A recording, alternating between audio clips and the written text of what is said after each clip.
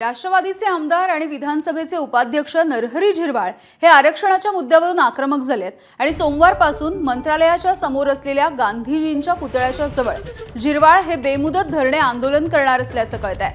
धनगरांना आदिवासींमधून आरक्षण देण्याच्या मुद्द्यावरून नरहरी झिरवाळ हे आक्रमक झालेत आणि मुकुल कुलकर्णी या संदर्भातले अधिकचे अपडेट्स देतील। मुकुल, आता मुख्यमंत्र्यांनी खरं तर हा जीआर काढण्याचं सांगितलं होतं, मात्र या विरोधात आता झिरवाळ आंदोलन करणार आहेत। यामिनी 15 दिवसापूर्वी ज्यावेळेस मुख्यमंत्र्यांच्या समवेत धनगर नेत्यांची बैठक झालेली होती त्यावेळेस मुख्यमंत्र्यांनी घोषणा केलेली होती।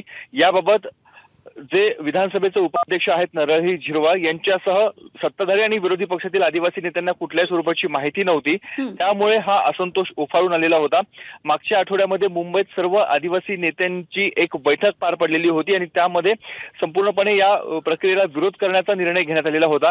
त्यानंतर मुख्यमंत्र्यांच्या कानावर देखील ही गोष्ट घालण्यात आलेली होती, मात्र प्रतिसाद काही मिळत नसल्यामुळे त्यांनी आता धरणे आंदोलनाचं हत्यार उपसलेलं आहे। आपल्याला माहिती आहे येत्या 8 ते 10 दिवसामध्ये आचारसंहिता लागण्याची शक्यता आहे।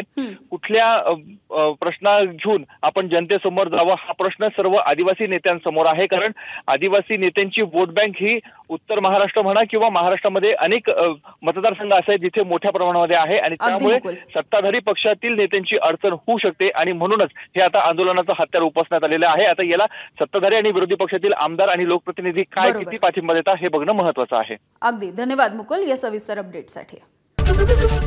एबीपी माझा, उघडा डोळे बघा नीट।